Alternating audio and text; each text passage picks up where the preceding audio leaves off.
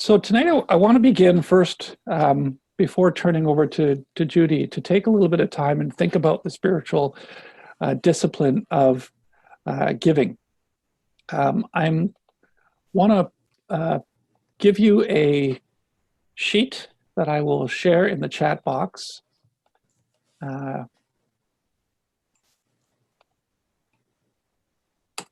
If you want to pull up the link from the chat box, it will take you to a PDF that will allow you to have a copy of this, but I'm also going to screen share so that you guys can see a little bit about what I'm talking about.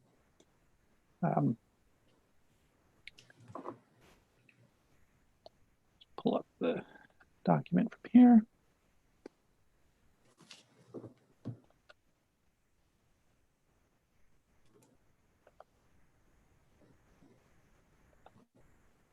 All right, so can you all see what the form in front of me?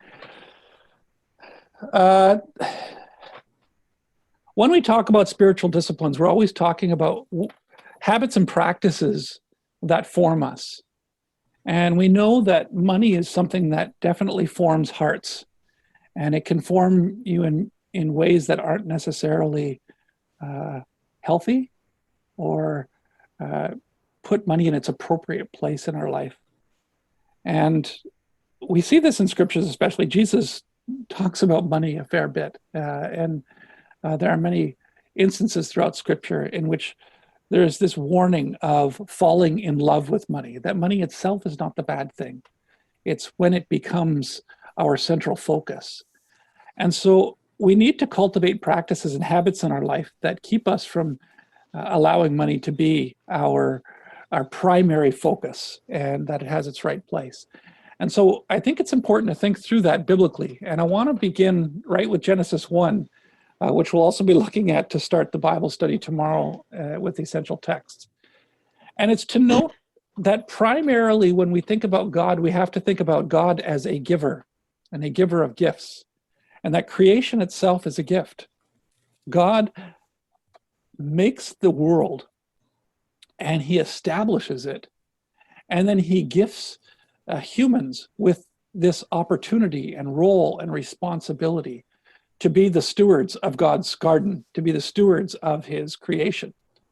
And so in Genesis 26 and 28, we read about this function and role that humans are given to be the godly presence in the creation. And if God is someone who gives, as he gives the creation, then immediately we know that one of the components of what it means to be human is to think of ourselves as those who give, because that's an image-bearing presence to have. But that in that giving presence, we are then supposed to be a people who are giving to the rest of creation. And in the past, sometimes when people think about what it means to be human, and they've read these verses from Genesis, they mistakenly get the idea that the creation is for us, that it is ours to take, and misunderstandings of the word dominion, that we're supposed to have dominion over the fish of the sea and the birds of the air, as though they belong to us, or that we're the ones that get to have them, when in fact, it's the opposite. Having dominion over them is more of that God-given role of being the ones who are caretakers and stewards of it, stewards of all of God's good gifts. So that's the first thing to note from, I think, Genesis 1. And then you jump into when things start falling apart, you have the fall in Genesis 3. But the following story of Genesis 4, we see this interesting component of the breakdown of humanity between each other. So now it's not just the breakdown between God and humanity, but the breakdown between humans. And in the breakdown between humans, you have Cain and Abel. And it's worth noting that the breakdown comes when they go to offer gifts back to God, when they create offerings. So we see them wanting to worship God by giving back. But it's what we notice in the difference between Cain and Abel is Abel gives of his best. He doesn't just choose something or what's left over. Abel begins with taking his best and sacrifices it. He gives this.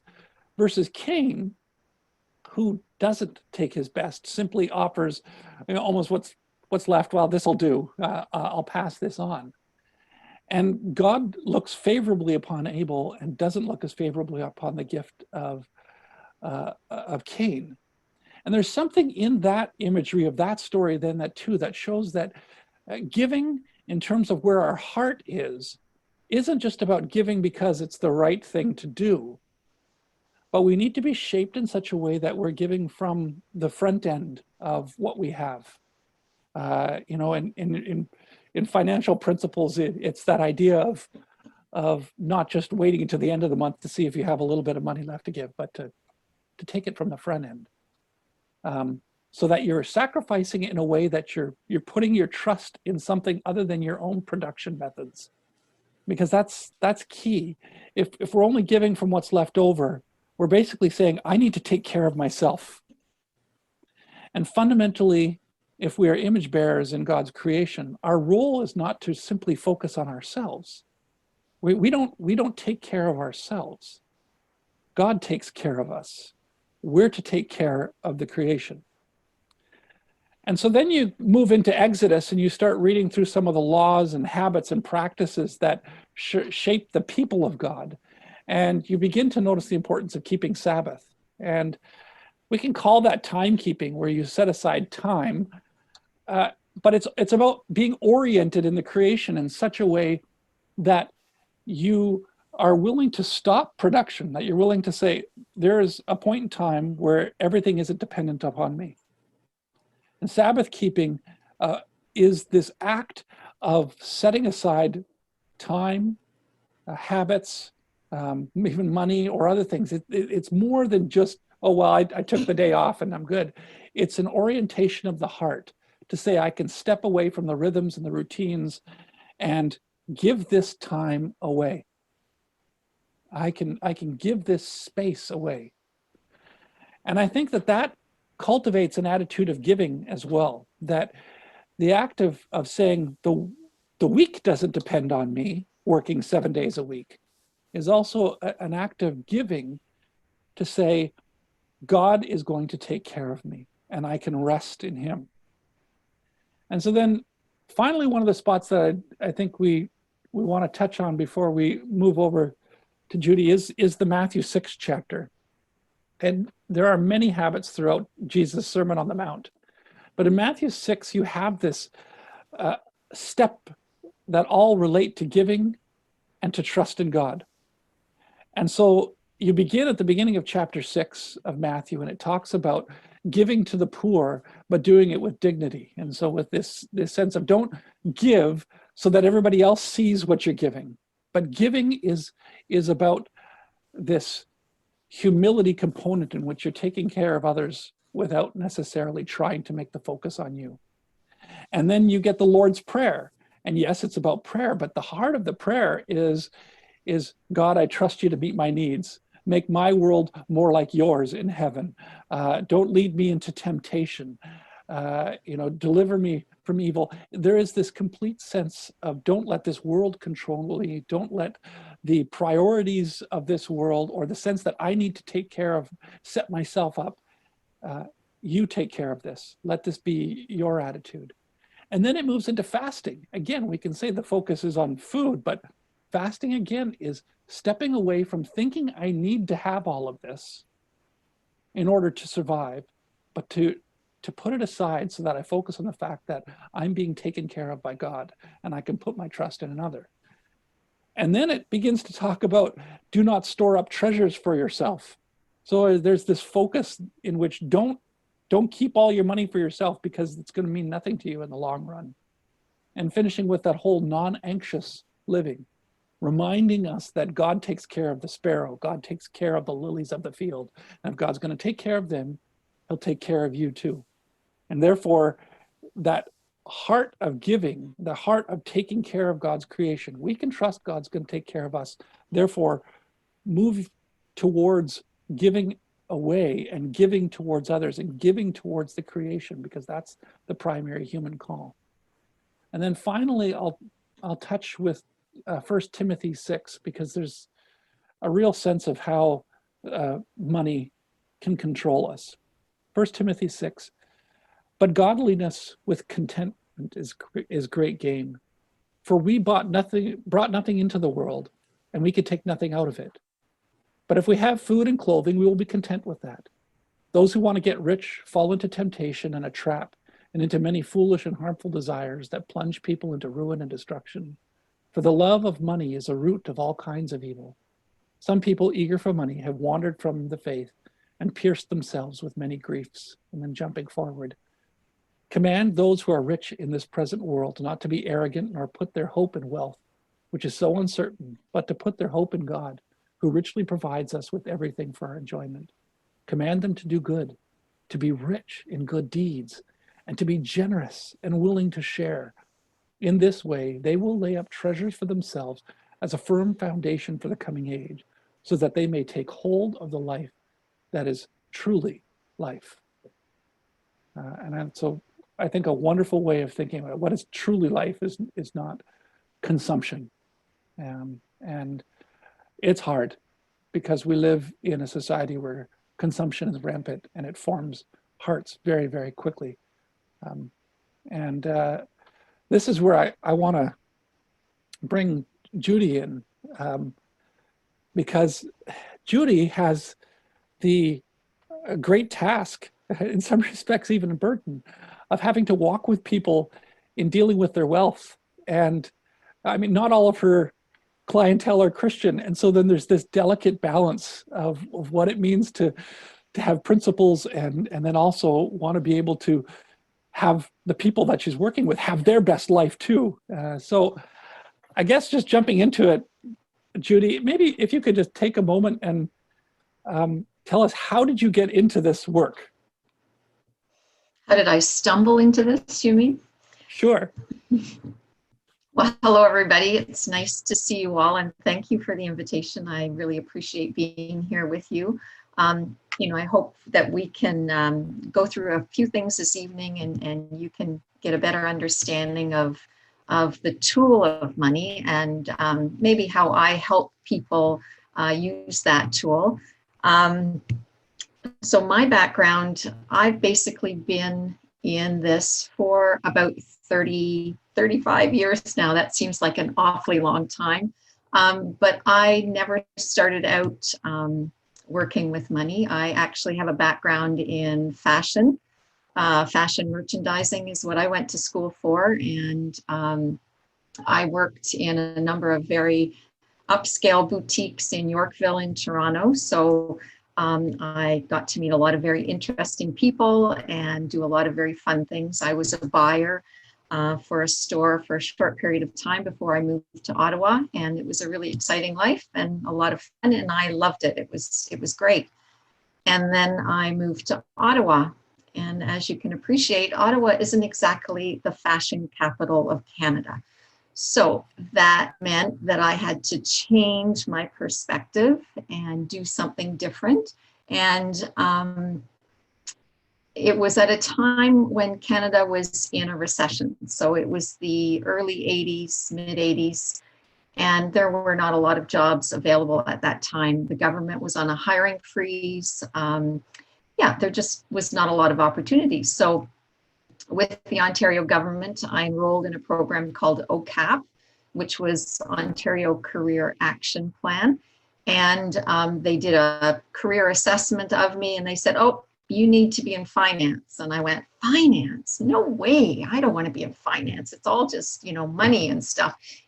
And they put me in a position with one of the major banks at that time, downtown Ottawa. And I started out as a part-time teller and stayed there for about 15 years and rose up through the ranks. I became customer service, then loans and mortgages. I was one of the first people in Ottawa to gain my mutual fund license, and ended up, when I left the bank, I was an assistant manager. So yes, I think that was correct. I think that's where I should have been. And I really enjoyed that. Then I went into accounting and I spent about 8 years working for a mid-sized accounting firm in Ottawa. And I love that as well because I got to work with business owners and, small business owners. So I did a lot of bookkeeping and training for them and that sort of thing. And then I wanted to have some flexibility because I didn't like tax time. It meant working 12 hours a day. And I was a single parent with 3 kids at that time. So that didn't work for me. So I put my resume out there, and at that time, Investors Group picked it up and said, "Hey, we think you'd be a good fit. Could you please come in and talk to us?" And I did, and I started probably about 3 months after that, after I had redone my licenses again. And that's where I've been for the last almost 9 years. So again, I wish I had done this when I was 25. It would have been a lot easier.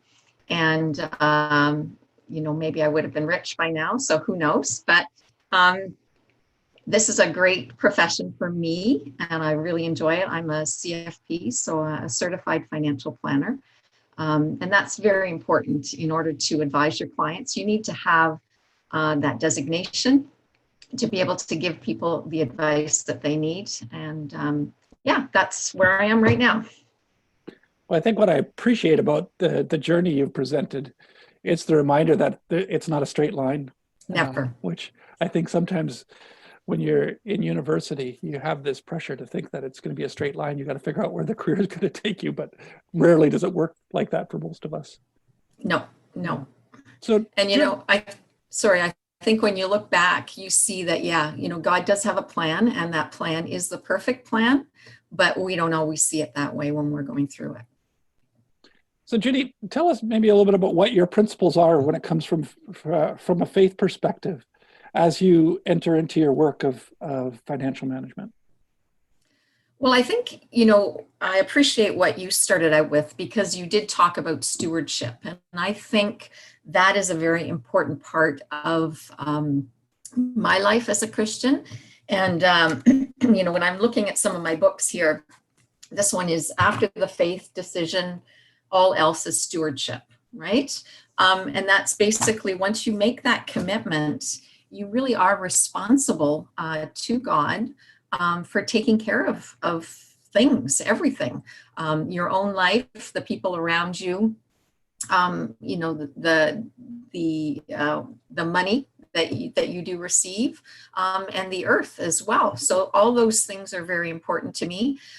So when I meet with my clients, we talk about money, but we really talk about life. We talk about what's important to them, how I can make their life safer, easier, and better based on the financial planning aspect. And we always talk about charitable gifting. It's always part of the conversation, whether they're Christians or not. It's an element of what's important to me. And how I would give my money might be different than how they give their money, but it's always an important part of what we talk about. It's the giving back. And I can phrase it that way.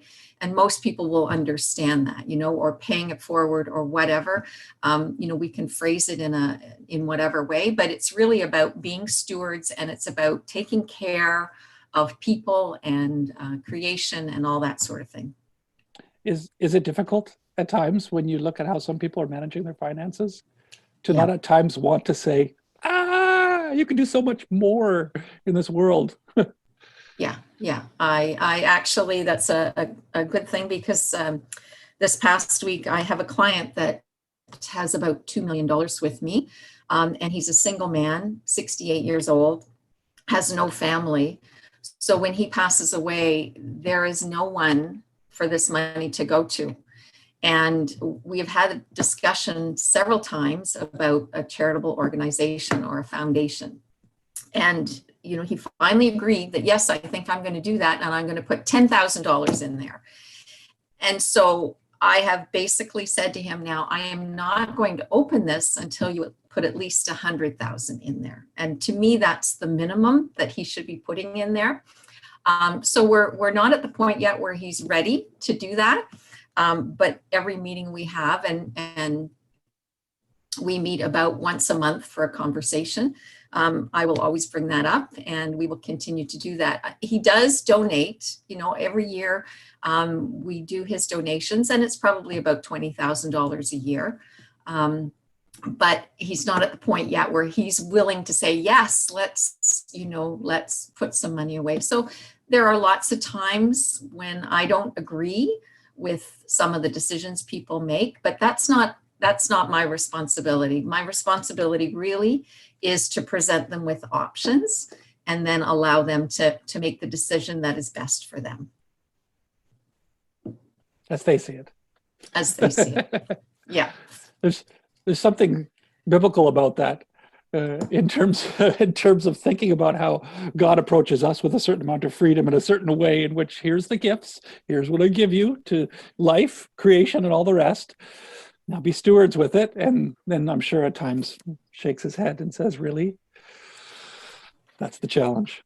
Well, that's where my parenting training has come in. I suppose it's no different than being a parent, right? True. So Judy, we have a room full of young adults who are on the front end of careers and callings. And certainly they deal with financial realities, be it loans, be it try to just make sure there's enough to put food on the table or whatever the case may be. I wonder if you could give us some principles and maybe take us through a little bit of what's important for them to know. You have the opportunity now to shape these incredible beings from a financial perspective. What would you want to say to them? Well, there's a lot of things I'd love to share in terms of, how I envision the whole money management. I mean, I look at money as a tool. Money is really something that we have to use. It's in our toolbox for us to pick up and use it. But we really, just like any other tool, we need to know how to use it. We need to educate ourselves on how to use this tool, what it can do, what it can't do. We need to have expectations, but not, over expect things from it. We've been entrusted with money and material possessions to be able to use them properly. And part of that is really just educating ourselves on how to use it and how to best leverage the tool. That's probably one area. When you're starting out, normally what I look at with clients is the cash flow, the money coming in and the money going out. So wherever you're getting your money from right now, whether it's a student loan or a part-time job or mom and dad, it's still money coming in, and it's a great way to start and manage that on your own. When you get your money at the beginning of the month, you have to make it last for that full 30 days. And the best way to do that is tell your money where to go instead of looking at it at the end of the month or the credit card bill and saying, where did it go? Like, where have you been? Where have you been, money? It's gone. But you need to tell it where to go at the beginning of the month. You need to say, okay, this much is going to go for food. This much is going to go for entertainment. This much is going to go for my courses. This much is going to go for my clothing. You need to allocate the money. And that's what we look at very first thing with every single client, whether they have $2 million or they have, 100,000. We look at the cash flow. I need to know what's coming in and where is it going. And some people get a little agitated. They don't want me to know where their money's going. And I have to know that. I have to understand their spending habits. I have to understand why they spend money the way they do, because that would help me advise them in the long run. So cash flow is very important to start out with. In terms of where the money's coming from, well, that's up to the client. All I do is take what is coming in and help them allocate that. So Judy, I had said maybe you could take us through some of the kingdom principles as you would approach this. Maybe we can jump into that. Sure. Yeah, no problem. So I've just written some notes here. I gave Pastor Sid some handouts, and you may not have had a chance to look at them yet, but I would just encourage you afterwards just to have a look at them and maybe spend a little bit of time going over them. You know, it won't take very long, but I think it will be helpful for you to understand a little bit more about your own money principles. So one of the interesting things, money and possessions are referenced 800 times in the Bible, okay? So it's very important to God, and that message was very important to us as well. The most important concept, of course, is that God owns everything, and we are just stewards of what he gives us. Okay, so that is extremely important to understand. And I did a little paraphrase of Matthew 25 because I think it's a good parable that helps us understand a little bit more about what our responsibility is. So if you'll allow me, I'll just read that to you. It's not very long. And you know, some of you might be familiar with it, but others, it might be a new concept. And I've updated it a little bit, so it's a little more relevant than talents and, you know, slaves and masters. You can read that yourself, but I've just updated it. So there's a business owner who leaves on a long trip. But before he goes, he gathers 3 of his trusted financial managers, and he gives them each a large sum of money to manage. And to the first one, he gives him 5 million. The second one, he gives her 2 million. And to the third one, 1 million. Now, they don't know when he'll return from his business trip, but he has given them written instructions saying, take this money and use it to further my interests. So several years later, when he returns, the first one, who he gave 5 million to, has doubled his money. The second one has put some new ventures in place, and there was an anticipation of a new product rollout that the market was excited about. So she is probably going to double her money as well. And the third one put the money in a safety deposit box. And although it was safe, it didn't earn anything. It was now actually worth less because of inflation, okay? So the buying power of this amount of money is now worth less. So the owner of the company was very happy with the results of the first 2 managers, but fired the third manager because he had wasted time and opportunity and didn't even earn interest by putting it in a savings account. Now, savings accounts are only going to get you 0.5% interest today, but still it would have been more than sitting in a safety deposit box. So what's important about this little story, this little parable, is that we need to live on purpose. You know, since we are all God's resource managers, whether it's with our planet, our bodies, our finances, we are all stewards of everything that God gives us. We've been entrusted with money and material possessions. We should be intentional about God's plan for investing them, and we will have to give an account for our management, and we will be rewarded or suffer loss based on our faithfulness or lack thereof. So we have a dual role at all times, that of steward and that of investor. And if I think of some of the things that I've invested in over my lifetime, one of them would be in education. One of them would be being a parent. I've invested an awful lot of time in being a parent.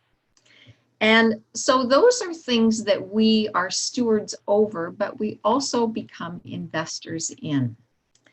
So the first passage that I looked at was Luke 16, and I find it interesting. Of course, I said there's finances and possessions that are listed 800 times in the Bible. Sid, you and I had only one passage that was the same between what you put out there and what I had done ahead of time. So there you go. That shows you that, you know, there are so many passages in the Bible that refer to money. So there's lots to learn there. Whoever can be trusted with very little can also be trusted with much. And whoever is dishonest with very little will also be dishonest with much. So if you have not been trustworthy in handling worldly wealth, who will trust you with true riches? So there we go. I mean, it's all about stewardship. It's all about living on purpose. It's all about taking what we have earned or what we've been given by God and doing the best we can. So how do we do that? How can we possibly do that? Well, we need to be engaged, right? We need to take responsibility. We need to understand that maybe at this point, you're living on your parents' credit card. At some point, you're going to have your own credit card. You're going to have your own, ability to earn income. And you will have to make decisions. At some point, those decisions are going to be yours and you will be responsible for it. So you have to educate yourself about basic wealth building terminology. So what's a TFSA?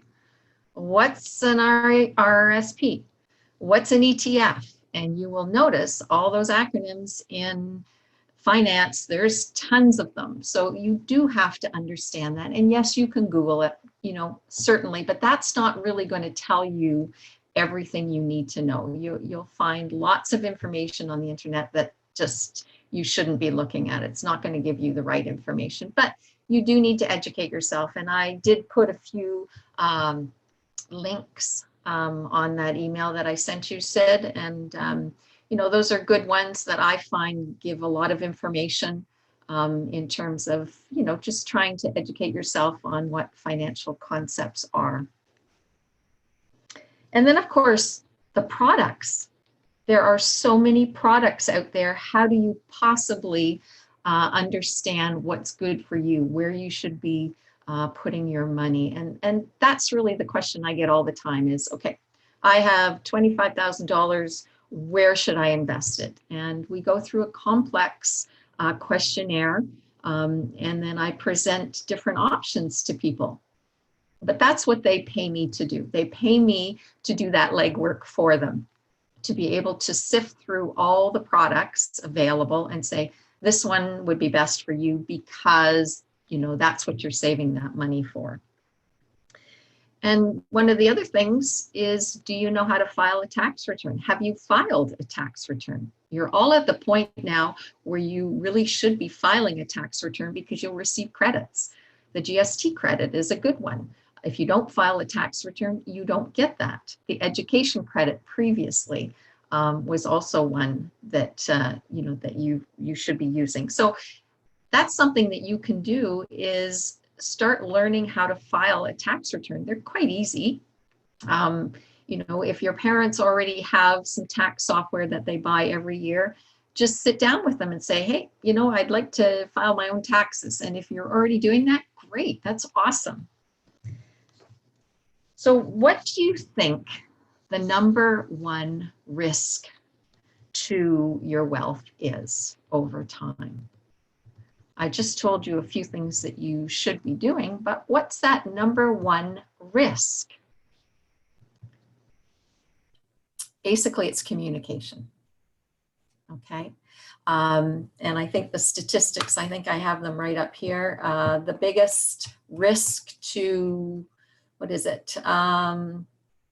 Money is the number one source of stress and conflict in marriage and the second leading cause of divorce. Okay. It's very true, but that all comes down to communication. It comes down to communication with, at this point, maybe in your life, is communicating with your parents about money. Very often your money principles will come from the way your parents handle money. So if your parents handle money well, ask them, what do you do? How do you do this? How did you learn this? What can I learn? And if you don't think that your parents handled money well, ask other people. Find somebody else, an aunt or an uncle or, a friend or whatever, somebody else that you think has handled money well. Ask them, what did you do? How did you do this? And just, communicate about that. people go out of their way at times not to talk about money, okay? Even if you get together with your friends, you very often, you know, for privacy purposes, sometimes you just don't want to talk about your money situation. If you're struggling with a credit card bill that maybe got a little bit too big this month, you know, it's hard to talk about that. It's hard to find out, you know, how other people are dealing with that. But communication about those things is important because it can be intimidating. Money is a very intimidating topic if you don't feel, or if you feel insecure about it. So one of the questions that I think is very important, and I ask my clients this every once in a while, is if you had a meaningful sum of money fall into your lap, where would you spend that money and why? And it's something that I think is important for you to help you to dream a little bit, you know, and one caveat, you cannot donate the money, okay?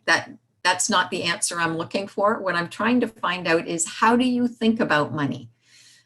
So if you had a sizable sum of money, and I'm not talking 100,000, that's a lot of money, but it's not sizable enough. I'm talking maybe 500,000, like a real big chunk of money.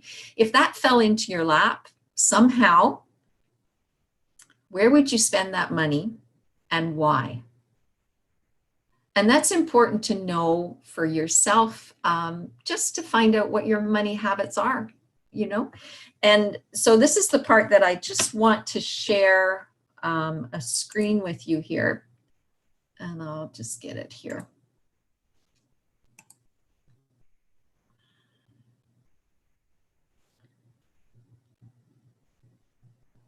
Are you getting that at all?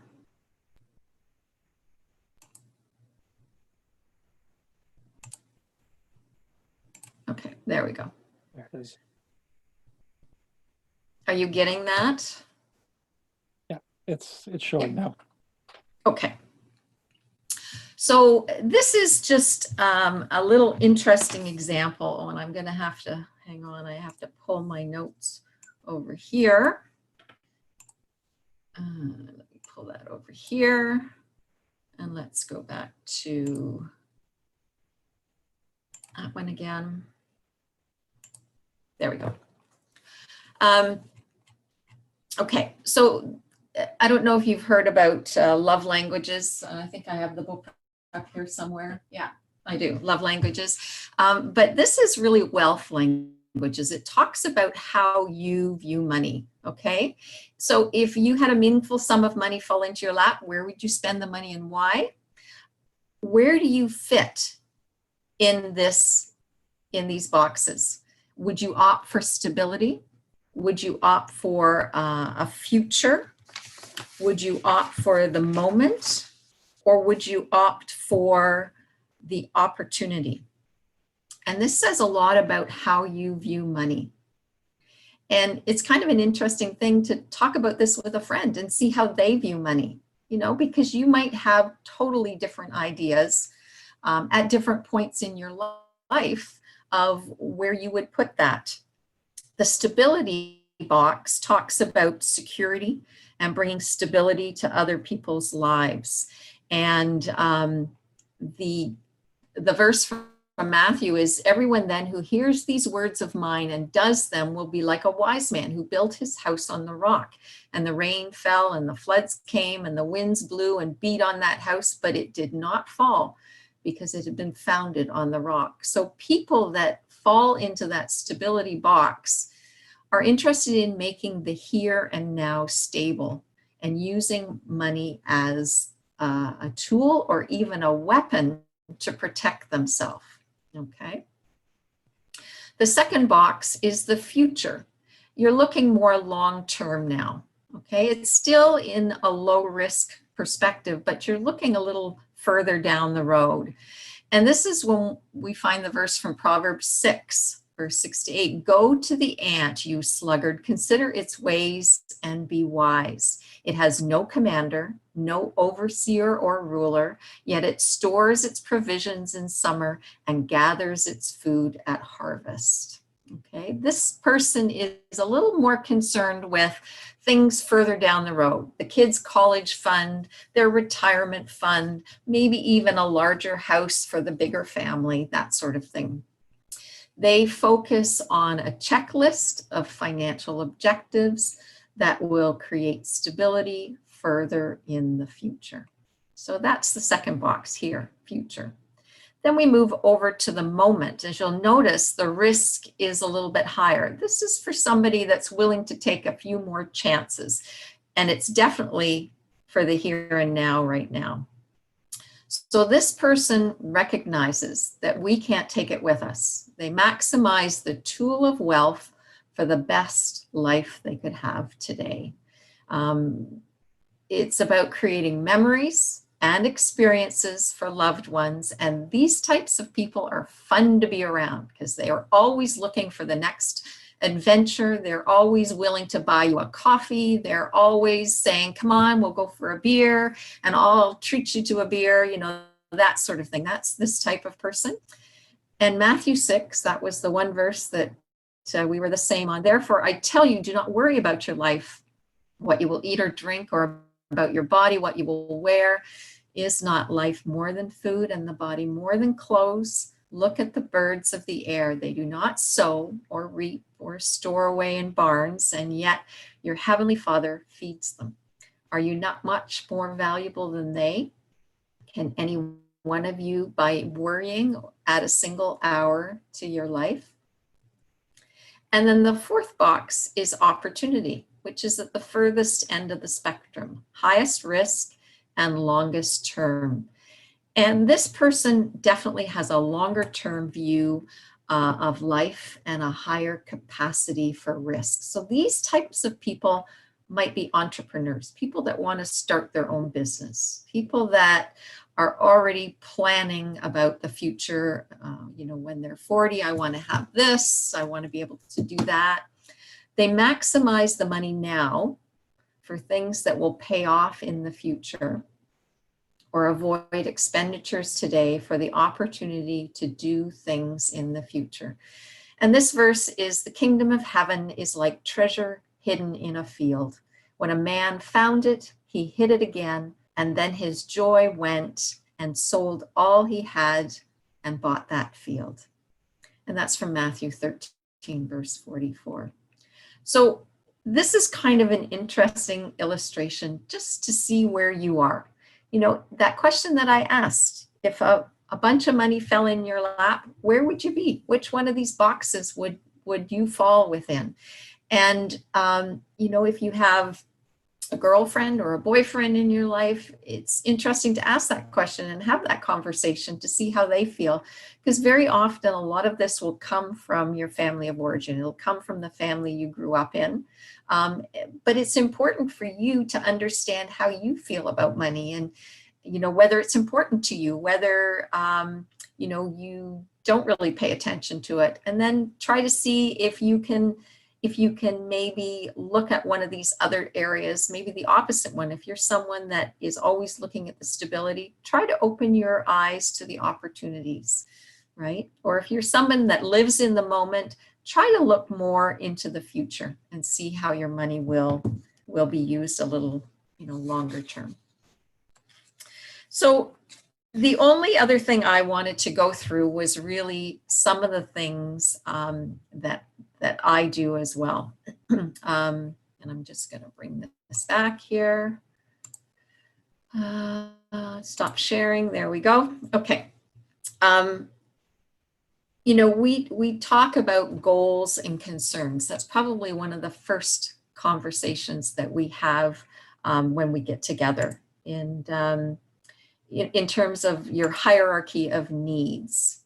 Once your initial needs for survival or security are met, you start looking at other opportunities. There's some freedom money. Okay, now I can, you know, buy that new sweater I was looking at, or, you know, I don't know what it is you guys would like to have. I don't know if you even think of those things right now, but, you know, what's important to you? Where is that extra money going to go once you've satisfied your needs for survival? And so we look at the goals and concerns, and oops, I think I've lost my sheet here. Sorry, just pull it up again. Yeah, there it is. Okay. And I'll just share my screen again.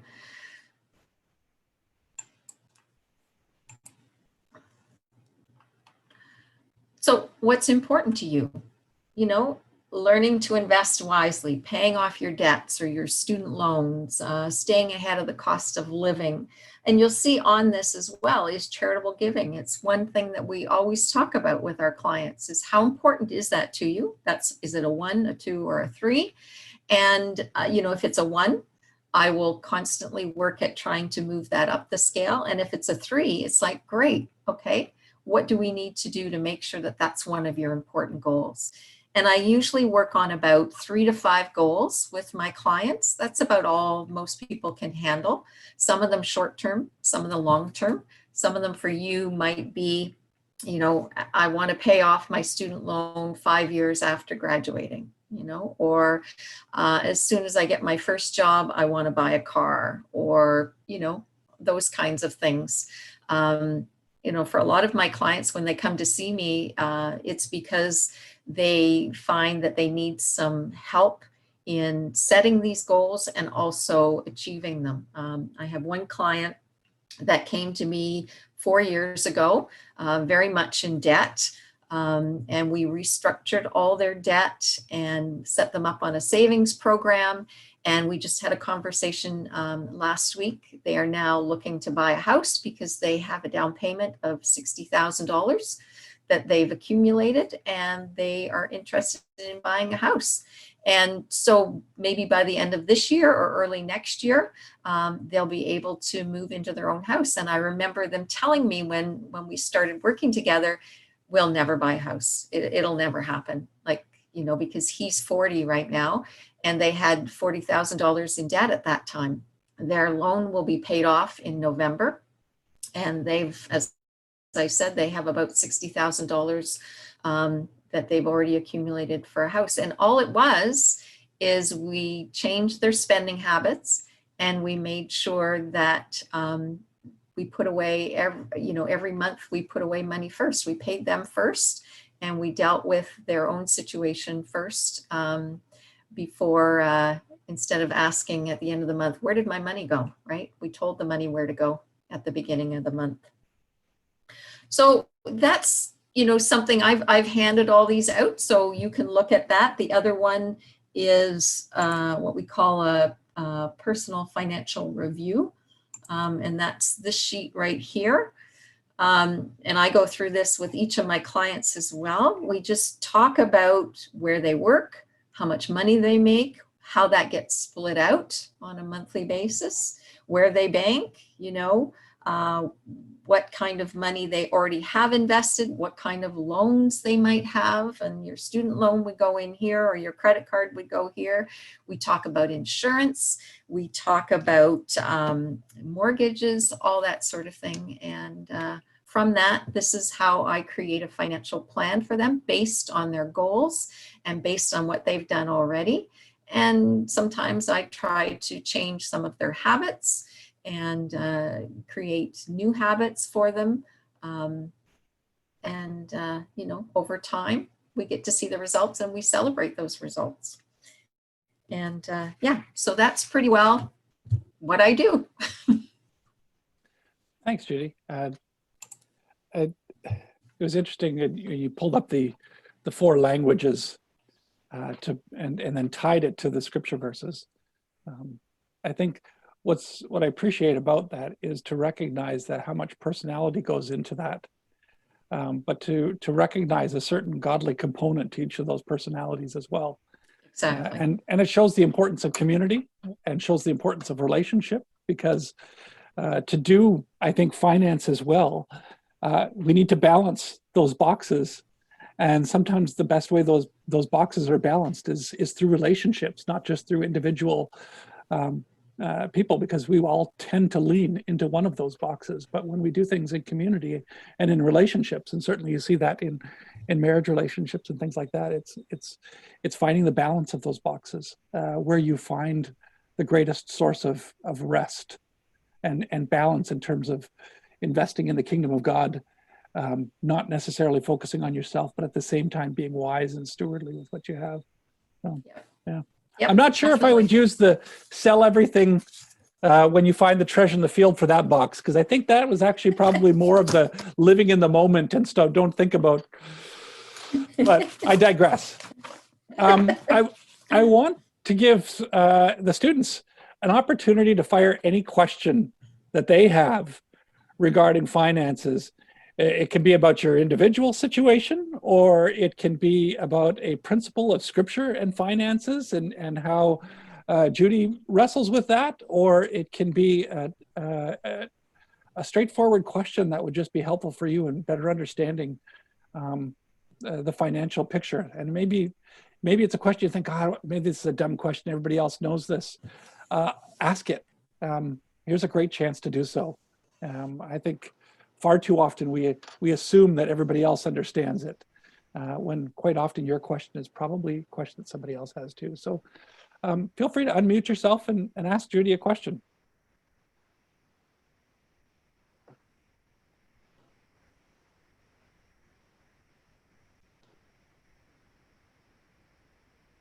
I'll start.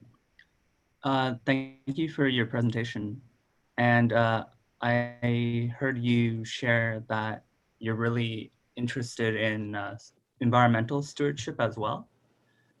My understanding of how money is produced right now is that it's simply created when banks loan out interest.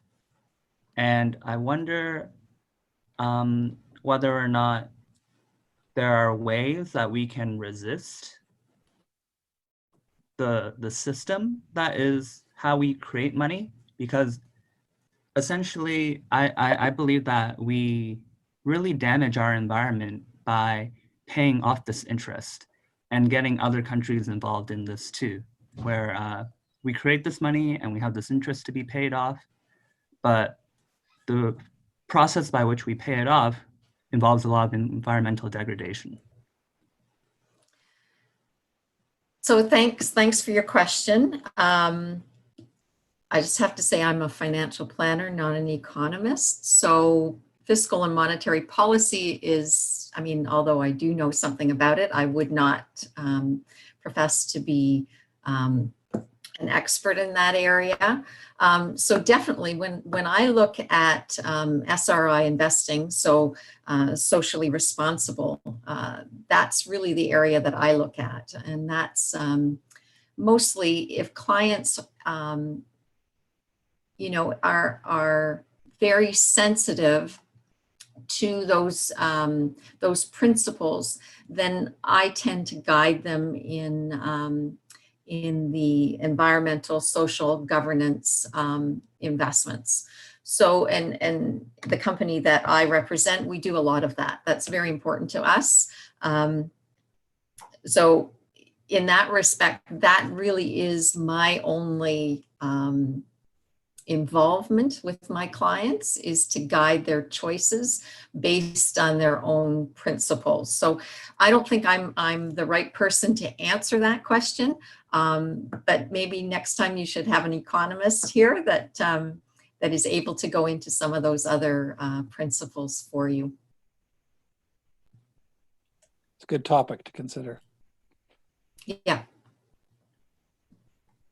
The whole area of you know, socially responsible investing is very important. It's top of mind for a lot of people, and you know, certainly we are addressing that as well, because it's important for our company to deal with that. It's just important. That's the whole stewardship aspect, so yeah, our just investors group, or IG Wealth Management, our CEO and our senior vice president are both very strong Christians.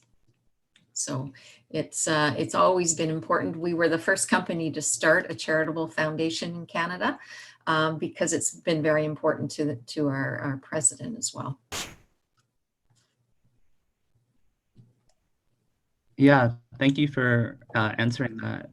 My friend works on software that helps financial planners make sure that people have all their money invested. And it just made me curious to learn your insights into how we can use money to advance these good causes when the creation of money itself tends to harm a lot of systems. Yeah. Or bring a lot. Yeah, that's true. It's the love of money, I think, is what creates the problems.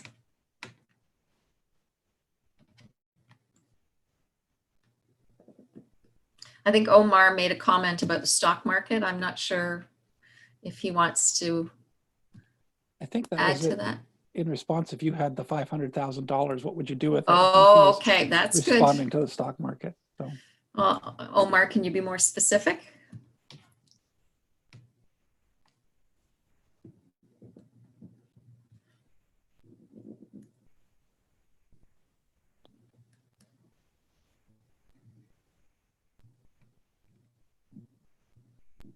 Okay.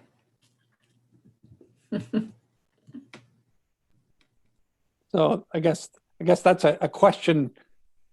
You know, people hear that, you know, we should invest in the stock market, and it usually means because they don't know a lot about it. But we hear this language of investing in the stock market. But again, from what I'm hearing from you, that it's not a blanket. Well, that's what you should do because that's a pretty broad category. Invest in the stock market. It's like you're talking about there are ways of investing in stocks, but there are socially responsible stock systems, and there are different types of things that will utilize your money to do more in places where you might want it to do more without necessarily just putting it in the stock market in terms of, well, where do I get my best return? I'm sure some people operate that way, but I think a good kingdom principle is that we shouldn't be just looking for where do we get the most back from our investment. We do want to consider, well, what am I investing in and where's this going to? Well, and the other document that I sent you was the investment profile questionnaire. So that is a document to find out what kind of an investor you are. You know, what's your risk profile? How comfortable are you with risk? And from there, from that questionnaire, it gives me an indication of, okay, this person is risk averse. Putting them 100% in the stock market is not a good idea. This poor person is not going to sleep at night. You know, especially last March when the markets went down 35% in a matter of days. You know, that would have been one of the calls I would have received from somebody to say, take me out, you know. So yeah, in the stock market, that's great. But what percentage? 100%, 50%, 10%? Yeah, there's lots of components to that. That actually segues pretty well into my question.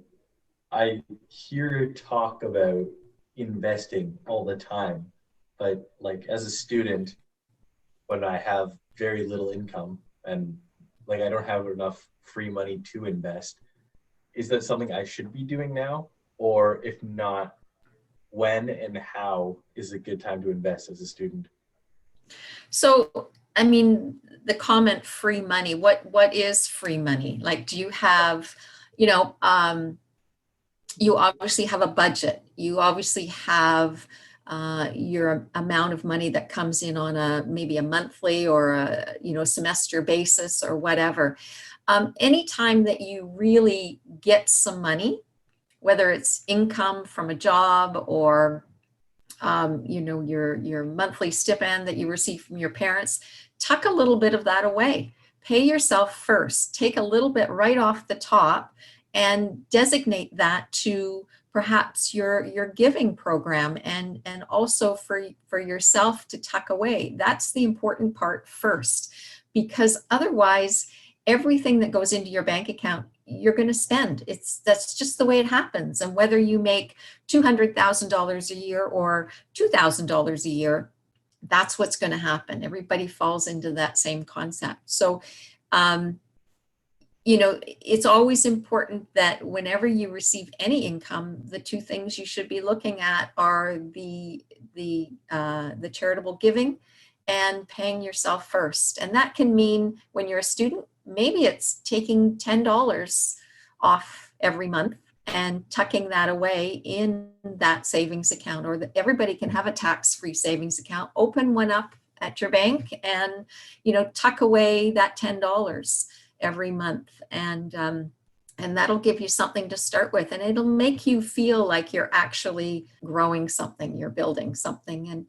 And you know, there are lots of products just with very low risk that you can purchase through your bank to be able to put that money in there and at least gain some kind of a return. It won't be a high return, but you know, it'll be something, and that money will be there in case of an emergency. You know, in case something happens, you will still be able to gain access to that money. Seth, you're reminding me that a friend of mine was just talking about a young man in his congregation who at university age opened up 3 accounts while he was in university. And he did it explicitly for the purpose of one account. He tucked away 10% immediately for charitable giving. At the beginning of everything he got, whether it was student loans, other things, he would put 10% in that account. And then he would put a certain amount of money in the second account. And then he operated his budget out of his third bank account. And his opinion was, no matter what, the account, the first one, I'm giving that away. I'm going to trust that I can work it all out with everything else, and I'm going to give it away. But because it went into a separate account, it was easy for him to keep those lines separate and be able to begin to establish a habit of the heart, which was focusing on being stewardly with his money, but also making sure that he was recognizing that this wasn't just his money as well. And I think those types of principles you can start right now, even if you're doing it with small amounts. When you begin the habit and the principle with very small amounts, but then you increase it according to the same number as you grow it. Like, let's say, well, now I've got a salary. Well, I used to do this much when I had this much, and you do the same thing. And suddenly you're looking at this going, oh, wait a second, I'm going to give away $10,000. And it's like, well, wait a second, I did that percentage when I was a university student. Why can't I do it now? And surprisingly, when you approach it that way, you often can. It's remarkable.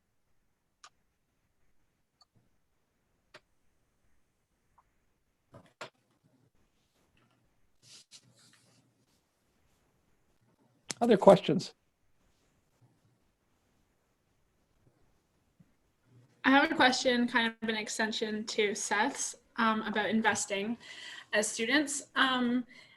If we were looking to make higher profit investments, or not just like those like safe accounts that you can get through your bank online, would you recommend how would you recommend going about that? Like finding an advisor, and if it's like talking to someone else, what kind of, qualifications or like features would you look for in an advisor? Okay, so a couple of things there.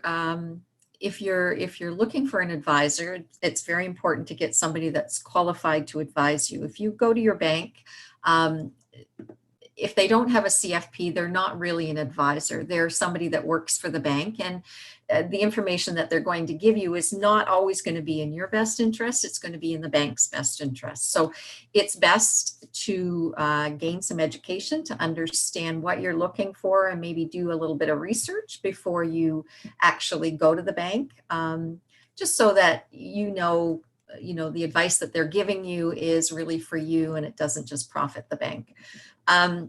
Normally, to work with an advisor, you really have to have a certain sum of money to start with, because you do have to pay for the advisor's time. It's going to cost you a little bit of money. So if your needs are very simple, it really doesn't pay to have an advisor. Okay, it's probably not worth it. And most advisors won't work with somebody unless they have about $100,000, because it's just, there's a lot of work that goes into it.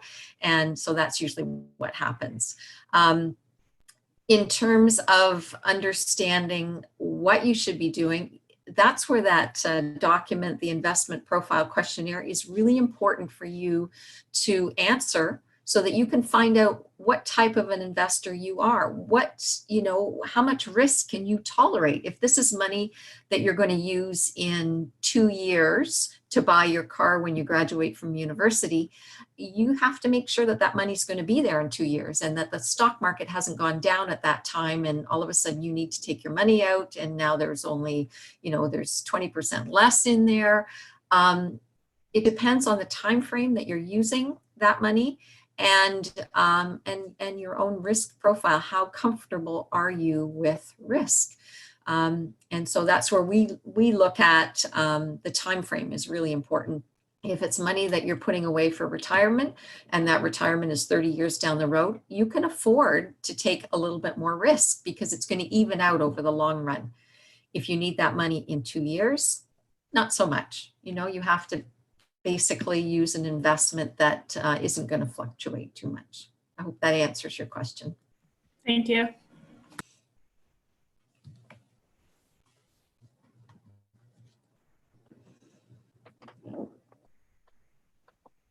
Other questions that people have?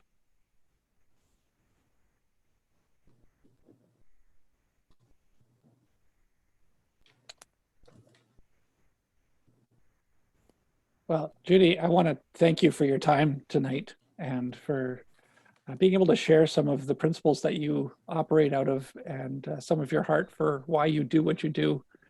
And I see it as a challenging role, because I think you're living right in that tension point that we often find in terms of the kingdom of God and the kingdoms of this world, where we're constantly trying to balance that aspect of trust and dependence upon God, while also being stewardly with all the gifts that God has given you. And so I think your role is an important one. So thank you for the work that you do, and for your time tonight. Well, thank you. It was really nice. And Is it fair for me to say that if any of the students here have a question, or have some thoughts that they would like to possibly even pick up with you on this subject outside of our time tonight, is it okay that they can connect with me, and I can put them in contact with you? Or yep, absolutely. I'm happy to do that. I do that quite a bit for younger people. One of the links that I sent, the Money and Youth book, that is a book that's produced by IG Wealth Management with affiliates. And it's a really good book in order to gain a basic understanding of money management. It's written very well. There's some online resources that go with that as well. So that's one that I would recommend if you want to learn a little bit more. It would be a good one to read. It talks a little bit about, how to handle debt, how to be an entrepreneur. There's all sorts of things in there. And I think that would be really useful to people as well. So those links are in the chat box, but I've also placed those links again on a discussion post on the Facebook invite site for Feast and Faith tonight. So if you want to go and try and find those, or if you can't find the PDFs that I included in the earlier email, you can just get a hold of me. I'm happy to pass on all of the PDFs that Judy is referring to as well. I think one of the other things is God gives us the capacity to dream. He through the Holy Spirit, we have that opportunity to open our minds to possibilities. And I think our mortalness tends to not make that happen all that often. And I think especially with money is a great tool to be able to be able to do that dreaming and what does it look like? One of the things I ask my clients all the time is, what will retirement look like to you? And very often people go, I don't know, I don't know. And I leave that with them, because it's like, you need to dream about this. You need to think of where you're being called, what you're being asked to do, you know, what it's going to look like. And I think one of the fun things that God gives us the opportunity to do is to dream. And then how do we use that tool to be able to realize some of those dreams? Of course, that begs the question, Judy, is retirement a biblical principle? Well, you know, exactly. What does retirement mean to you? I mean, I have no intentions of retiring until maybe I have to, because I do enjoy what I'm doing. But yeah, retirement is really changing that focus in your life, stopping one area and moving into another. Yeah, it's a principle of how can I be using my gifts for the kingdom of God in a different way. How can I invest in God's kingdom in this time period of my life? Well, and it's part of the legacy planning, right? That's what we do, is what kind of a legacy do you want to leave? Thank you, Judy, for your time. I really appreciate it.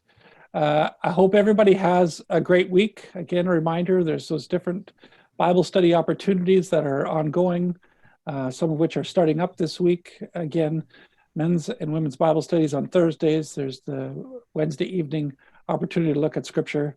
And wow, MIM is in an entirely different location than when we started this meeting. That's impressive. And so I hope everybody has a great week. If anybody is wanting a mental health break and they want to have a cup of coffee over Zoom, feel free to shoot me an email or a text.